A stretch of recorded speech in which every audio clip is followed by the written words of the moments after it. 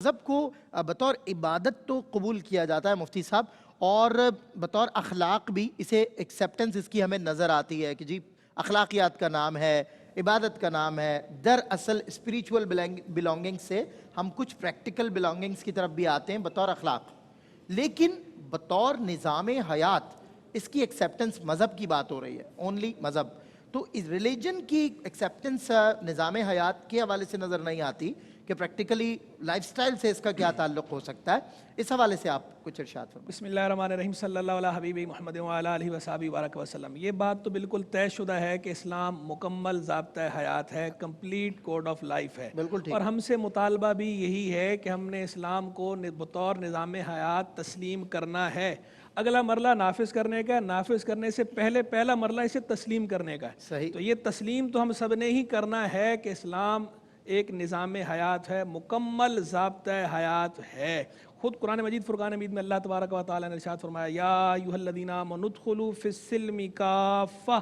اے ایمان والو اسلام میں پورے داخل ہو جاؤ۔ آیت کے شان نزول کو اگر آپ دیکھیں گے تو ملے گا کہ حضرت عبداللہ بن سلام رضی اللہ تعالیٰ عنہ، جو پہلے یہودیوں کے عالم تھے، بعد میں مسلمان ہوئے، حلقہ بگوش اسلام ہوئے، حضور نبی کریم صلی اللہ تعالیٰ علیہ وسلم کے مبارک دامن سے وابستہ ہو گئے، تو وہ وابستہ ہونے کے بعد بھی کچھ وہ احکام توریت کے سابقہ احکام جو ہماری شریعت میں منسوخ ہو چکے، لیکن چونکہ وہ صرف درجہ اباحت تک تھے، جیسے ہفتے کو شکار کی ممانعت وغیرہ کا جو ان کا حکم تھا، تو وہ ان بعض احکام کو بھی فالو کر رہے تھے، یہ سمجھ کر کہ اس دین کے اندر، اسلام کے اندر اس کی صرف اجازت ہے، اس کا حکم نہیں دیا گیا کہ نہیں آپ نے کرنا ہی کرنا ہے، یعنی واجب نہیں ہے ہفتے کو شکار کرنا، یا واجب نہیں ہے دیگر ان چیزوں کو کرنا، صرف اباحت کے درجے تک ہے۔ تو وہ اس پر بھی عمل کر رہے تھے کہ چلو میں دونوں کو جمع کر دیتا ہوں۔ اس پر یہ آیت نازل ہوئی اور اس پر بھی منع فرمایا گیا کہ نہیں، پورے اسلام میں داخل ہو جاؤ، یعنی جو سابقہ احکام منسوخ ہو چکے وہ منسوخ ہو چکے۔ آپ یہ دیکھیے کہ وہ توریت وہ بھی اللہ ہی کا کلام تھا،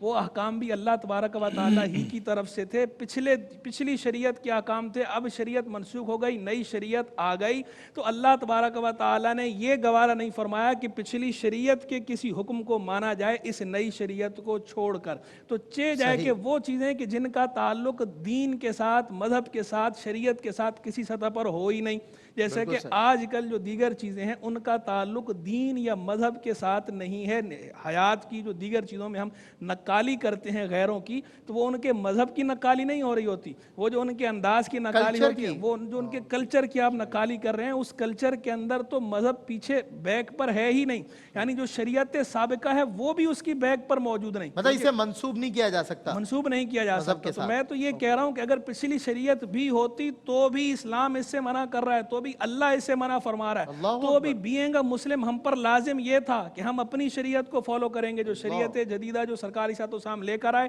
جو ساری شریعتوں کی ناسخ ہے، سب شریعتیں منسوخ ہو گئیں، قیامت تک ایک ہی شمع چلنی ہے، بجھ گئیں جس کے آگے سبھی مشعلیں، شمع وہ لے کر آیا ہمارا نبی، کرنو بدلی رسولوں کی ہوتی رہی، چاند بدلی کا نکلا ہمارا نبی۔ تو اب یہ ہمیشہ قیامت تک کے لیے یہ شریعت چلنی ہے، تو اس کے احکام کو فالو کرنا ہے اور ہر شعبہ حیات میں فالو کرنا ہے، مسجد میں بھی فالو کرنا ہے، بازار میں بھی فالو کرنا ہے، قانون میں بھی فالو کرنا ہے، معیشت میں بھی فالو کرنا ہے، اقتصادیات میں بھی فالو کرنا ہے، سیاست میں بھی فالو کرنا ہے، ہر سطح پر زندگی کے ہر شعبے میں اسلام کے احکام کو ہم نے فالو کرنا ہے، تبھی ہم کامل مسلمان کہلانے کے حقدار ہیں۔ فالو بھی کرنا، اور فالو کرنے سے پہلے ماننا ہے، کم از کم ماننا ضروری ہے، کم از کم آخری سطح جو ہے وہ ماننے، کم از کم مانے تو صحیح احکام کو کہ یہ ساری چیزوں کے اندر اللہ کا حکم ہے اور یہ واجب الاطاعہ ہے۔